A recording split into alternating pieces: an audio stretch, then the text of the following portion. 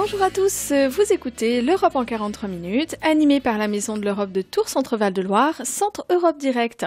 Notre sujet aujourd'hui portera sur la conférence sur l'avenir de l'Union européenne qui permet aux citoyens de donner leur avis et de faire des propositions sur le futur de l'Union avec Monsieur Pierre-Yves Monjal, professeur de droit public à l'Université de Tours et vice-président de la Maison de l'Europe de Tours. Bonjour Pierre-Yves. Bonjour Astrid. Merci d'être avec nous aujourd'hui. Merci. Alors Pierre-Yves, est-ce que vous pouvez nous expliquer dans un premier temps ce que c'est que cette conférence sur l'avenir de l'Union européenne ? Oui, bien sûr, en quelques mots, vous avez donné des éléments à l'instant. Alors le terme conférence peut paraître un petit peu technique de la sorte, on pourrait dire que c'est une vaste consultation européenne, ça concerne les quelques 450 millions de citoyens européens, et dont évidemment les Français, qui peuvent collectivement ou individuellement, alors on verra les modalités peut-être tout à l'heure, réfléchir, participer à une réflexion importante qui est celle sur l'avenir de l'Union européenne, de notre Europe, on peut employer ce terme, quelles institutions nous voulons, quelles valeurs nous voulons, quelle Europe politique, économique nous voulons, et nous sommes directement invités à exprimer nos points de vue individuels ou collectifs selon des formalités très précises. Donc c'est une implication politique du citoyen dans notre avenir européen commun. Alors, qui est-ce qui a l'initiative de cette conférence ? Voilà, alors ça c'est très intéressant. Il y a d'abord eu une initiative avec Emmanuel Macron, on était en 2017-2018, plutôt 2018-2019 d'ailleurs, qui avait été initiée aussi par la Commission européenne, où avait été organisé, mais on s'en souvient plus trop parce que le Covid est passé par là, des consultations citoyennes qui devaient être nécessaires pour précisément impliquer les citoyens européens. Et ces consultations ont bien fonctionné. D'ailleurs, à la Maison de l'Europe et à Tours, nous avions à plusieurs reprises organisé de telles réunions, de telles réflexions. Et il y a eu une remontée d'informations au début 2019, mais malheureusement, les suites n'ont pas prospéré en raison de la Covid. Là, nous sommes cette année dans un nouveau cycle de consultation. Alors, qui s'explique d'abord, il faut peut-être le rappeler, dans un contexte post-élection européenne, où on a assisté, sans doute, notamment en France, à un taux de participation un petit peu plus élevé que d'habitude pour ces élections, mais dans le même temps, une montée importante des écologistes au Parlement européen, et aussi une montée importante alors, comment pourrait-on dire, d'une droite anti-européenne ou anti-Union européenne, qu'on pourrait qualifier de souverainiste, et qui a fait des scores très importants en France, puisque le Rassemblement national a eu un score très important, qui est arrivé en tête d'ailleurs, avec les Républicains. Mais ce n'est pas uniquement en France, c'est dans tous les pays européens. Et là, évidemment, les États, les institutions européennes ont constater cette défiance, cette critique récurrente vis-à-vis de l'Europe. Alors ça, c'est un premier élément. Et puis un second élément, c'est que nous avons quelques États, il y a une actualité polonaise en ce moment, une actualité hongroise, qui tire à boulet rouge, il faut bien le dire, on pourra peut-être aussi en reparler à un autre moment, sur l'Union européenne. Et donc, dans ce contexte de défiance, la classe politique européenne, la Commission, le Parlement, les États, ont jugé peut-être utile de réfléchir sur une adaptation de l'Union européenne, alors sans parler de refondation, mais une réflexion impliquant les citoyens pour essayer de donner une dimension plus démocratique.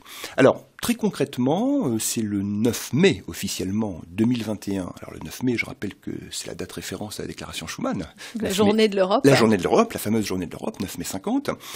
Et donc le 9 mai 2021, la présidente de la Commission européenne, Ursula von der Leyen, le président du Parlement européen, David Sassoli, et le président, alors à l'époque j'oublie son nom, qui était portugais, du Conseil, ont décidé de lancer, d'organiser cette vaste conférence sur l'avenir de l'Europe. Et donc depuis le 9 mai de cette année, le processus est donc lancé et donc activé avec cette volonté très forte d'impliquer les citoyens.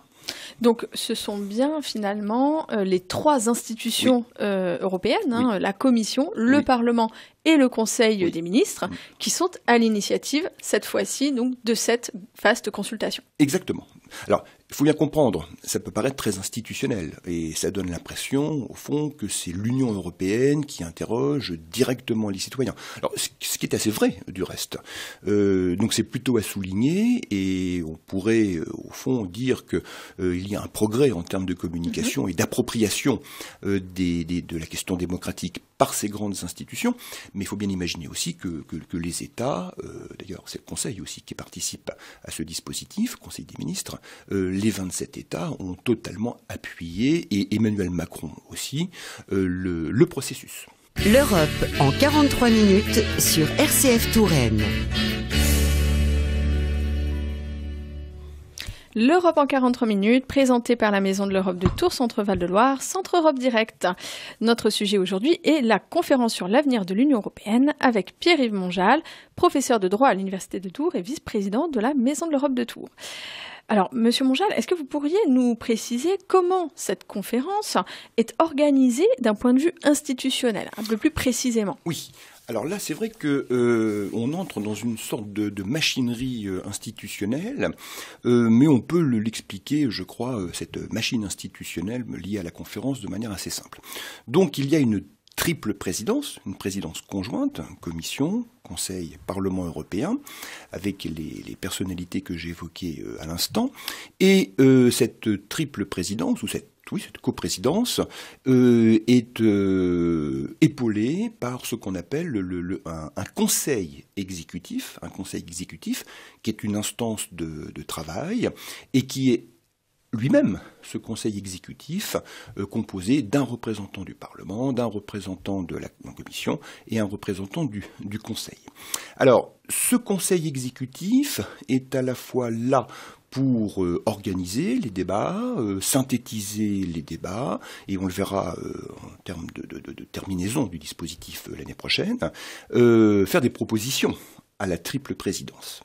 Mais il faut ajouter également que ce conseil exécutif travaille, et c'est un troisième échelon, si vous voulez, avec ce qu'on appelle l'assemblée plénière, qui regroupe à peu près 530 personnes, qu'on appelle l'assemblée plénière de la conférence, et qui est composée, je donne simplement quelques éléments chiffrés, de 108 eurodéputés, de 108 représentants des parlements nationaux, de 2 représentants des États par État membre, donc 54 membres, et vont s'ajouter à cela des représentants des panels des citoyens européens, notamment 80 représentants des panels, et puis également des représentants des panels nationaux, 27 un par État, des panels nationaux de citoyens qui ont participé à cette vaste consultation. Alors on pourrait aussi ajouter les représentants du comité des régions, du comité économique et social. Au total, c'est une assemblée de à peu près 530 personnes qui est là pour régulièrement se réunir, faire des propositions. Ça va être vraiment l'instance de travail. Qui va, cette instance, être alimentée par tout ce qui va se mettre en place au niveau national, régional, départemental, local, associatif, pour y revenir, et en fonction des résultats, des thèmes de travail, il y a 9 thèmes de travail, très précisément, les synthèses vont remonter au conseil exécutif, et le conseil exécutif fera des propositions à la triple présidence de la conférence sur l'avenir de l'Europe. Alors cette initiative, une telle initiative, est-elle nouvelle au niveau européen ? Alors oui et non. C'est une réponse très normande, j'en conviens. Oui, elle est nouvelle, je dirais dans son ampleur et dans cette volonté d'établir une connexion très directe entre les institutions de l'Union européenne et nous. Quand je dis nous, c'est-à-dire les citoyens européens majeurs. Bon. et avec une dimension bien entendu européenne, organisée, structurée, grâce, mais il faudrait y revenir je crois, à la plateforme, au site, on y tout simplement, après. au site qui a été mis en place, qui est d'ailleurs extrêmement bien fait. Ce qui est nouveau également, ce sont les modalités d'organisation, avec des groupes de travail, des panels régionaux, nationaux, c'est ce que j'évoquais. Et cette possibilité, une fois qu'on est labellisé pour le faire, pour toute structure associative, une association, associative bien sûr, une entreprise, une collectivité, peut organiser une consultation sur l'avenir de l'Europe. Donc ça, c'est nouveau. Dans le même temps, ce n'est pas totalement nouveau, cette notion de conférence, puisqu'on a eu des exemples, alors qui commencent à remonter maintenant, mais je peux en citer deux principalement. On l'a un petit peu oublié, mais notamment en 2000, pendant les 9 premiers mois de l'année 2000, de janvier à septembre, une conférence sur la charte des droits fondamentaux de l'Union européenne avait été constituée, alors qui était composée de 60 membres, je passe sur sa composition, mais qui était chargée de réfléchir sur précisément l'adoption d'une charte des droits fondamentaux spécifiques à l'Union européenne. Et ce qui est frappant, c'est qu'à l'époque, cette conférence, qui avait vraiment pris son travail très très au sérieux, Internet commençait tout juste, si vous voulez, à sortir du bois, c'est que cette conférence s'était appuyée et avait travaillé avec ce qu'on appelle la société civile. C'est-à-dire organiser des discussions, convoquer, inviter plutôt des spécialistes, il faut bien le dire quand même. C'était souvent des juristes peut-être d'ailleurs. Et d'ailleurs, à l'époque, on a vu un collègue de Tours qui avait participé à ces différents cercles de niveau de discussion. Travailler donc avec la société civile, ce qui avait donc déjà été une première expérience. Alors évidemment, très minime, mais on voyait bien qu'il y avait une volonté de s'ouvrir. De consultation de aussi, consultation, des exactement. personnes sur place, voilà. Dans les pays. Voilà, exactement. Et de faire participer les citoyens. Alors c'était un petit peu faible. Panel choisi, mais quand même. Bon. Surtout, et c'est le second précédent, c'est au moment, on s'en souvient, de la fameuse Constitution européenne, celle qu'on a dénommée ainsi. Il faut se rappeler que Valéry Giscard d'Estaing dirigeait la Convention sur l'avenir de l'Union européenne, qu'on appelait la Convention sur la Constitution européenne. Et là, pour le coup, Internet se développait de plus en plus. Et cette convention s'était énormément rapprochée, là aussi, de la société civile. Et tout le débat sur la Constitution européenne, on s'en souvient, 2004-2005, avait donné lieu, en France en particulier, à des débats passionnés, où l'implication du citoyen avait été extrêmement importante. Alors, ce n'est pas les mêmes formats qu'aujourd'hui, mais on voyait bien la nécessité d'impliquer plus avant les citoyens européens. Donc à la fois quelque chose de nouveau, mais aussi un petit peu avec des précédents. Exactement, qui s'inscrit dans une continuité. Et à chaque fois, l'actuelle conférence sur l'avenir de l'Europe s'inscrit dans cette logique d'amélioration et d'efficacité.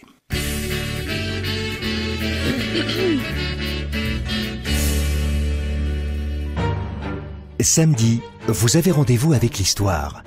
Dans la suite de l'histoire l'intégrale, retrouvez tous les épisodes de la semaine en une seule émission pour tout savoir d'un fait historique, d'un personnage célèbre ou d'un événement marquant. La suite de l'histoire l'intégrale, c'est ce samedi à 16h. RCF, l'Europe en 43 minutes.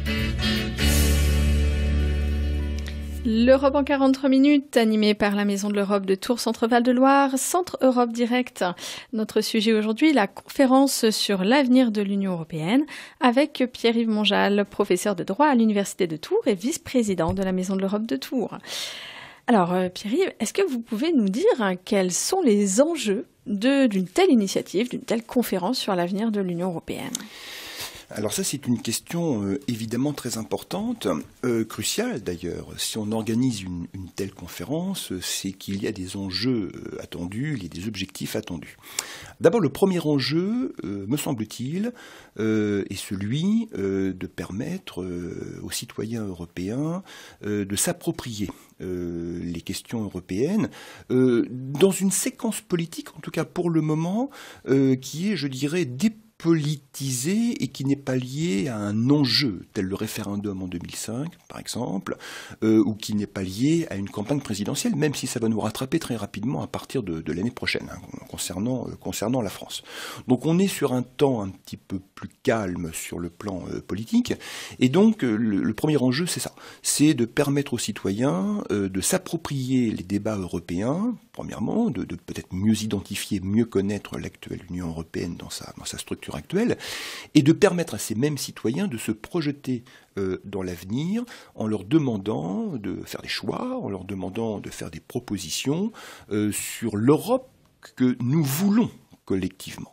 Donc il y a un enjeu de démocratisation, je pense, directement ou indirectement, il y a un enjeu de participation citoyenne à ce vaste projet européen commun. Ça, c'est un enjeu immédiat, et on verra qui, combien a participé à ce dispositif. On aura des chiffres, évidemment, le moment venu, et ce sera intéressant de les mesurer.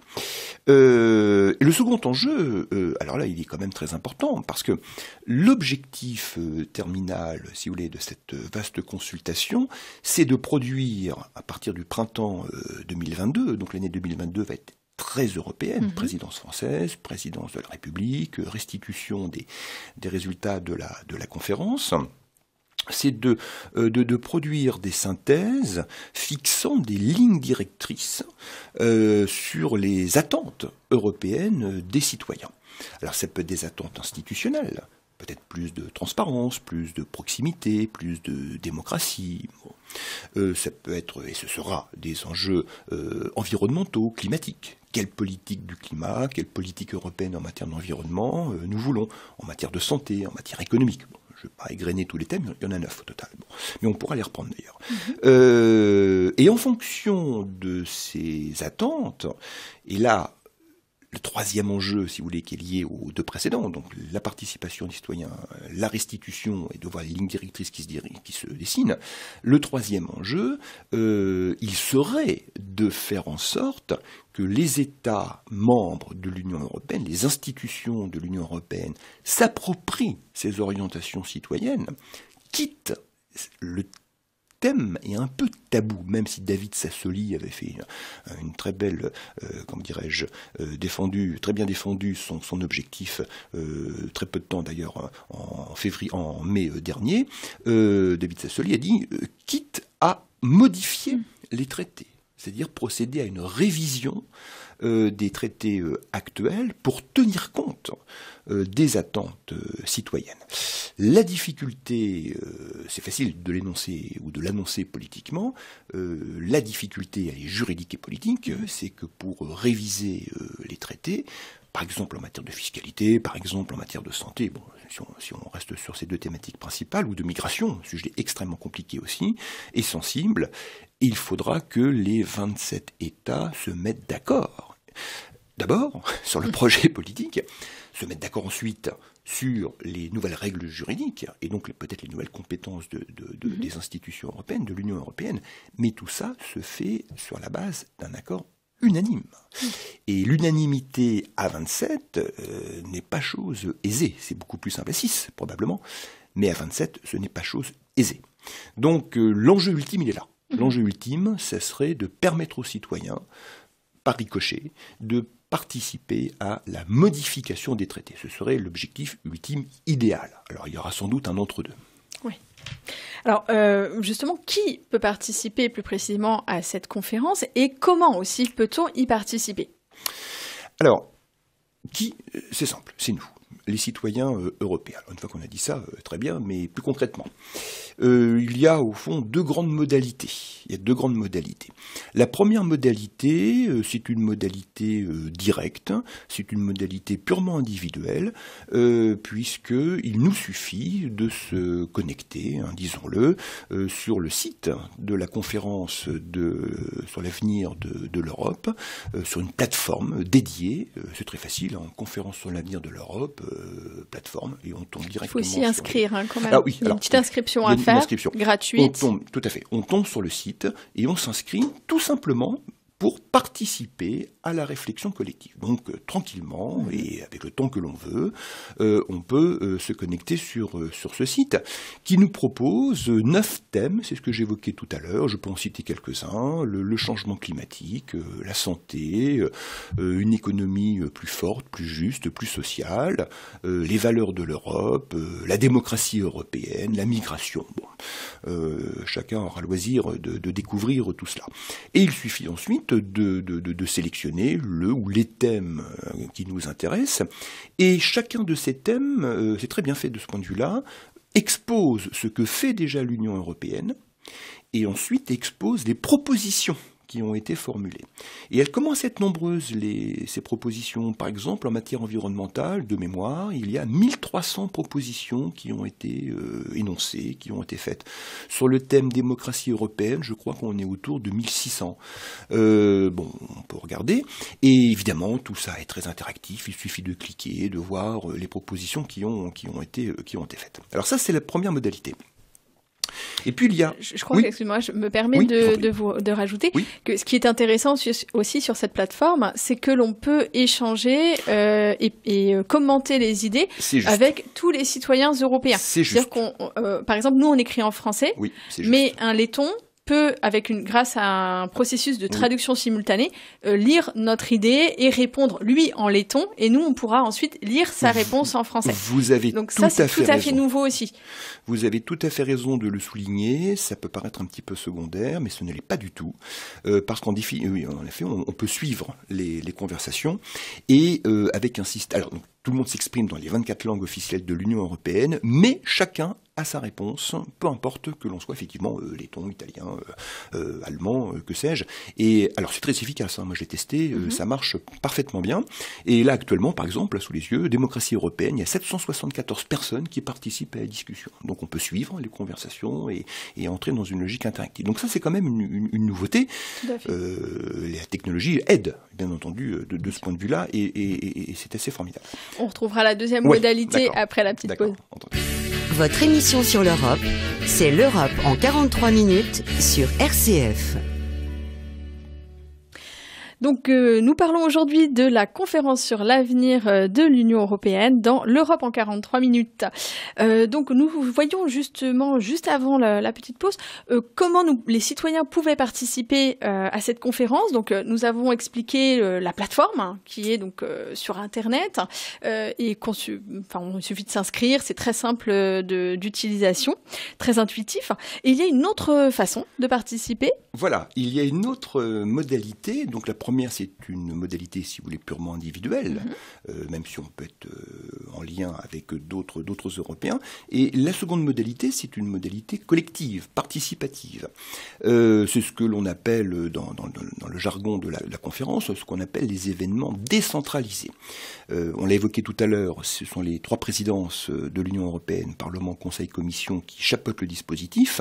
Mais évidemment, que ces discussions, ces consultations vont s'opérer dans les États, d'où l'expression événement décentralisé. Alors, pour aller à l'essentiel, cela signifie très simplement que l'État, les régions, les universités, nous sommes impliqués d'ailleurs dans ce dispositif, les collectivités territoriales, communes, départements, pourquoi pas les intercommunalités, ont la possibilité de créer des événements autour des enjeux liés à l'avenir de l'Union, enfin de l'Europe, d'organiser ces dispositifs à des fins participatives. Bon. Dans ce vaste dispositif, ont été mis en place également ce qu'on appelle des panels de citoyens européens. Alors ça, c'est quelque chose d'assez sophistiqué, de très structuré. Alors ça se fait plutôt au niveau régional.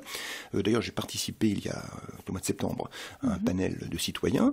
Sur la base d'éléments statistiques, on rassemble 50, 60, 80 personnes en tenant compte du sexe, de l'âge, de la catégorie socio-professionnelle, et pendant pratiquement 2 jours, ce panel de citoyens est formé aux questions européennes, pour le moins informé sur les questions européennes, mais surtout, et c'est l'aspect le plus intéressant et le plus passionnant j'ai trouvé, ces citoyens sont en capacité, très encadrés, tout ça est très encadré bien entendu, enfin encadré mais animé plus précisément, est en capacité, chacun de ces panels est en capacité de constituer des groupes de réflexion qui émergent spontanément. Et de travailler une journée entière sur ce qu'ils souhaitent pour l'Europe.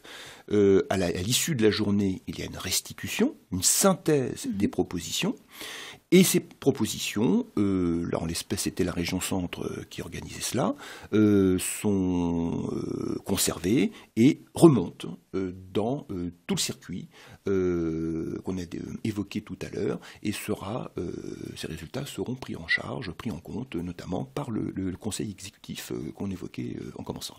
Justement, les événements sont inscrits également sur la plateforme. Oui. On peut les retrouver pour tous les événements donc, qui sont labellisés en lien avec la conférence sur l'avenir de Dieu. Ils sont visibles sur la plateforme au niveau local. Voilà, à la fois en termes d'événements passés et d'événements à venir. Et là, je parlais surtout des institutions publiques, mais faut-il ajouter les associations. Et là, on les sait établissements très bien, scolaires. Les établissements scolaires, les entreprises, voilà. Tous les acteurs de la société civile, dans toutes les configurations, sont invités à cela. Et même celles, je dirais, qui n'ont pas l'habitude de travailler sur des sujets européens. Oui. Mais justement, surtout. Surtout, voilà, c'est ça. ça. Surtout, ce sont ces publics-là, éloignés un petit peu des questions européennes, qui sont aussi les cibles de cette consultation. Oui. Et alors, toujours dans le même sens, ajoutons qu'une entreprise, par exemple, ou une association. Alors, nous, c'est un peu différent parce qu'on connaît bien les questions européennes.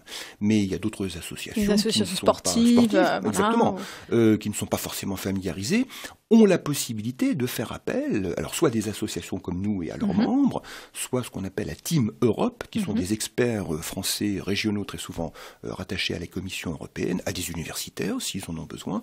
Il y a tout un dispositif d'accompagnement qui permet de soutenir ces initiatives. Sur l'Europe, c'est l'Europe en 43 minutes sur RCF. L'Europe en 43 minutes est notre sujet aujourd'hui et la conférence sur l'avenir de l'Union européenne.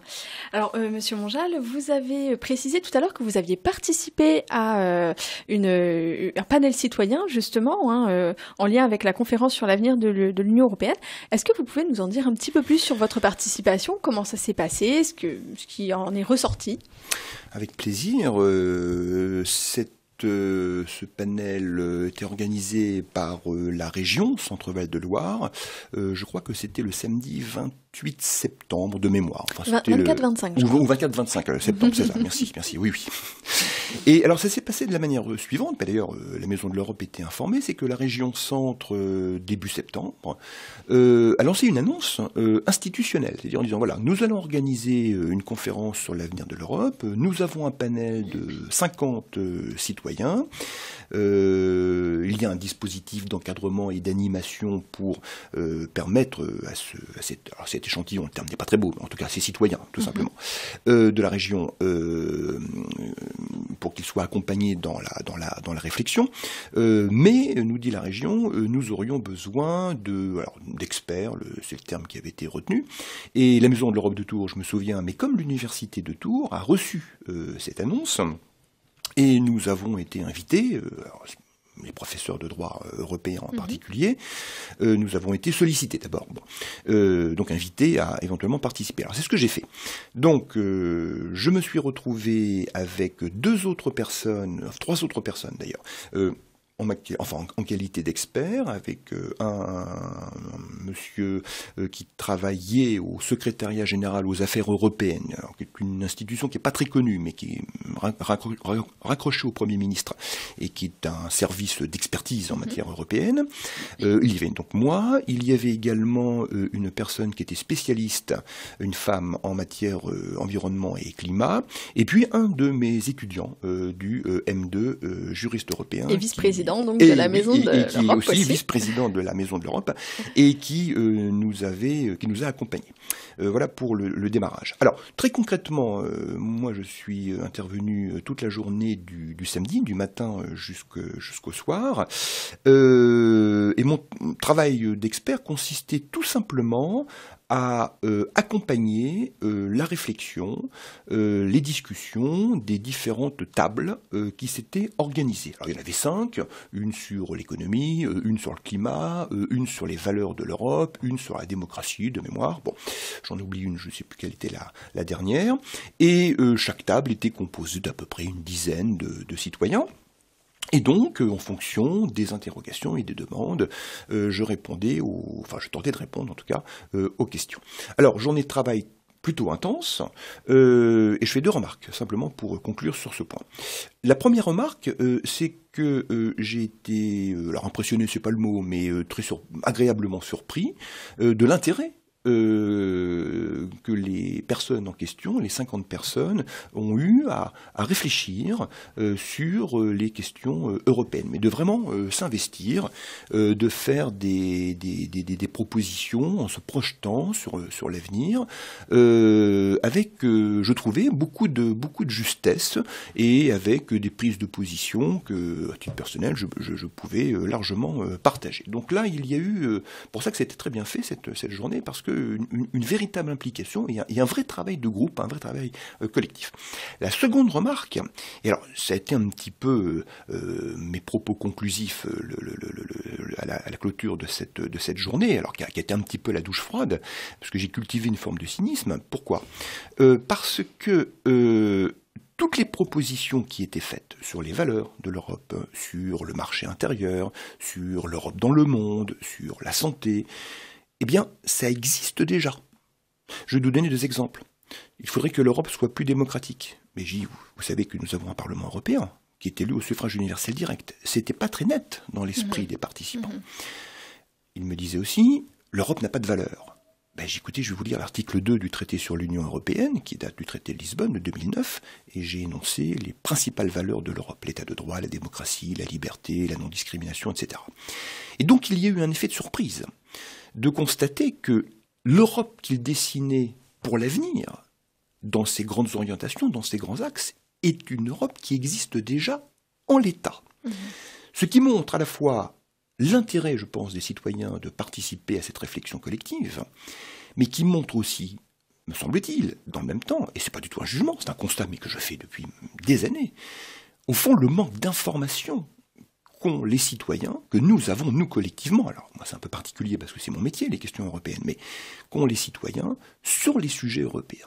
Ils ont redécouvert une Europe qui existe en réalité depuis plus de 25 ou 30 ans. C'était ça le paradoxe. Alors je pourrais peut-être faire aussi une remarque un peu plus positive qui a été notamment notée par mes collègues du réseau Europe Direct qui ont participé à d'autres panels citoyens dans leurs régions respectives.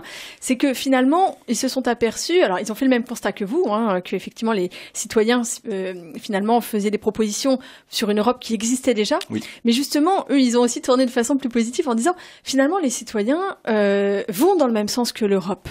Et ça, c'est très important aussi. C'est une très bonne remarque que je partage intégralement. Que l'Europe va dans le sens des citoyens aussi. Que l'Europe va dans le sens des citoyens. Dire ça. Et c'est ça qui était assez fascinant, pas exagéré non plus, mais tout à fait remarquable, qui m'a étonné, c'est qu'ils ont dessiné les contours d'une Europe qui existe déjà. Donc il y a déjà, comme vous le dites très justement, une sorte de cohérence, de concordance qu'il faut souligner, avec tout de même, il faut bien le dire, parce que faut pas non plus prendre les gens comme étant des ravis de la question européenne, non, avec des arguments critiques extrêmement solides, mais qu'on peut tous avoir vis-à-vis de l'Europe. Il ne s'agit pas de tomber dans une sorte de béatification de l'Union européenne, n'exagérons rien, mais avec aussi des éléments critiques que je partageais d'ailleurs, tout à fait pertinents. RCF, l'Europe en 43 minutes. L'Europe en 43 minutes, notre sujet aujourd'hui, la conférence sur l'avenir de l'Union européenne. Alors, Monsieur Mongeal, est-ce que vous pourriez nous expliquer un petit peu quelle est la portée ou l'impact vraiment attendu par rapport à cette conférence sur l'avenir de l'Union, s'il vous plaît? Alors, c'est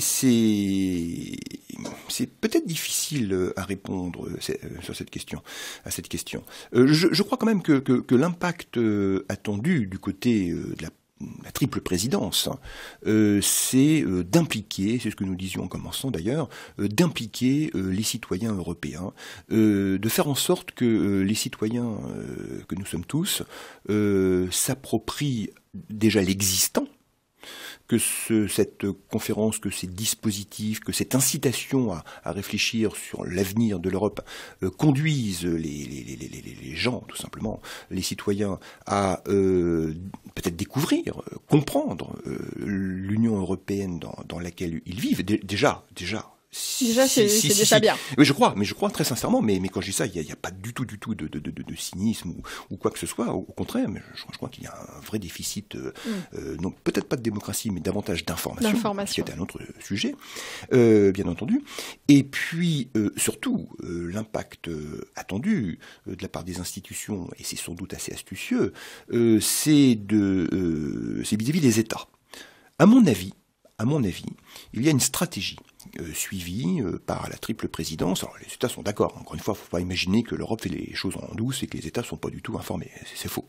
Mais à mon avis, ces trois institutions gagneront en visibilité, jouent une carte, je dirais, en termes de sensibilisation à la question participative et démocratique. Et ces trois institutions, enfin la coprésidence de la conférence, pourra se prévaloir de la volonté des citoyens européens pour dire aux États qui sont les maîtres des traités, pas oublier que l'Union européenne n'est pas autre chose que ce que les États décident d'en faire. Tout à fait. Et de dire aux États et de prendre les États à témoin qu'il y a peut-être un décalage entre ce que souhaitent les États et ce que souhaitent les citoyens. Et dans ce discours, qui est parfois un peu lénifiant, mais très important sur le fond, de démocratisation de l'Union européenne et de l'Europe, eh bien, pour la présidence, la coprésidence, c'est de s'appuyer sur l'échelon démocratique fondamental qu'est le citoyen européen et de dire aux États, voilà ce que veulent vos citoyens. À partir de là, tirez-en les conséquences. Et nous, en tout cas, institutions européennes, probablement, on sera sensible aux orientations dessinées et aux choix de ses citoyens. Alors justement, c'est quand même quelque chose finalement de fondamental, de très important pour les citoyens, pour l'Union européenne. Mais pourquoi on en entend aussi peu parler, en tout cas chez nous ? Alors écoutez, là il faut dire les choses, enfin telles que je les perçois, alors avec sans doute un parti pris ou un point de vue subjectif. Et une fois qu'on a présenté ce magnifique dispositif, enfin magnifique entre guillemets, vous allez voir pourquoi je dis ça dans un instant. Là aussi, je crains que la douche soit un petit peu froide, pour deux motifs.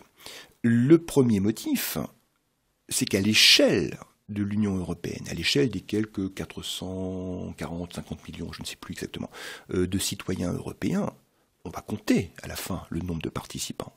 Et on va s'apercevoir qu'à l'échelle, en tout cas des 330 citoyens européens qui ont plus de 18 ans, 330 millions, la participation, vous le verrez, elle sera ridiculement faible. Ce qui d'un coup invalide totalement, alors non pas l'intérêt qu'ont eu ces gens-là à participer au débat, mais la dimension démocratique ou la légitimité des propositions qui pourraient être faites.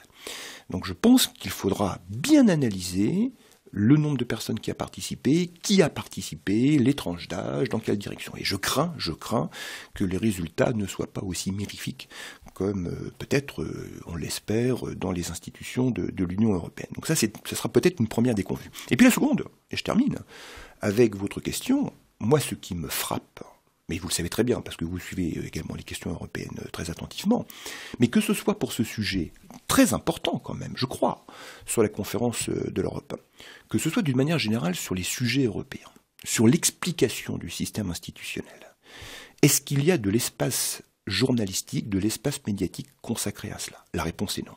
Et c'est assez incroyable. Je crois qu'il y a des stratégies éditoriales de la part des journaux. D'abord, les questions européennes sont toujours des questions très clivantes.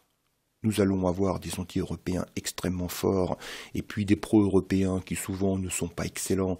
Donc ça crée un peu frileux, qui ont du mal à vendre. Il faut bien dire les choses, les questions européennes, et pour des bonnes raisons, ou de mauvaises raisons. Et donc ça crée des tensions, et je crois surtout, malheureusement, que les questions européennes n'intéressent pas énormément, c'est un cercle vicieux, les citoyens. Et la boucle est bouclée, donc ça n'intéresse pas, donc on n'en parle pas, donc on ne fait pas de promotion. Ça, c'est un constat objectif. Et puis je crois enfin, c'est que si on commence à décortiquer ce dispositif, si on commence à constater que les citoyens européens peuvent participer à cette affaire, à cette cogitation, à cette réflexion, que les citoyens peuvent lancer des initiatives citoyennes européennes, la directive sur l'eau qui va être modifiée, c'est une initiative des citoyens européens. Que le Parlement européen, élu démocratiquement, a des pouvoirs plus importants que le Parlement français. Que le Parlement européen peut prendre position politiquement dans des tas de domaines, ce qu'on appelle des résolutions, ce que ne fait pas notre Parlement français. Et si on constatait que l'Union européenne, sous certains aspects, était plus démocratique, sous certains aspects, entre guillemets, plus démocratique, que les institutions de la République française, peut-être que là, ça remettrait en cause un certain nombre de convictions. Et est-ce que l'on veut véritablement jouer à ce jeu de quel est le meilleur entre la France et l'Union européenne? Là, je pense que c'est très risqué. Donc beaucoup d'enjeux, bien entendu, pour cette conférence sur l'avenir de l'Union européenne, mais aussi, et on vous invite, vous citoyens, à participer à cette grande initiative, parce qu'il s'agit de votre avenir, de l'avenir de l'Union européenne, du grand ensemble dans lequel nous vivons tous, avec à peu près 420-430 millions, je crois, de citoyens depuis le départ du Royaume-Uni. C'est ça. Et donc, voilà, donc vraiment pour essayer de construire notre avenir ensemble. Donc n'hésitez pas, informez-vous, et c'était un plaisir, Monsieur Monjal, de parler avec vous ce matin. C'était l'Europe en 43 minutes, émission animée par la Maison de l'Europe de Tours Centre Val de Loire, Centre Europe Direct. À bientôt et merci. Merci.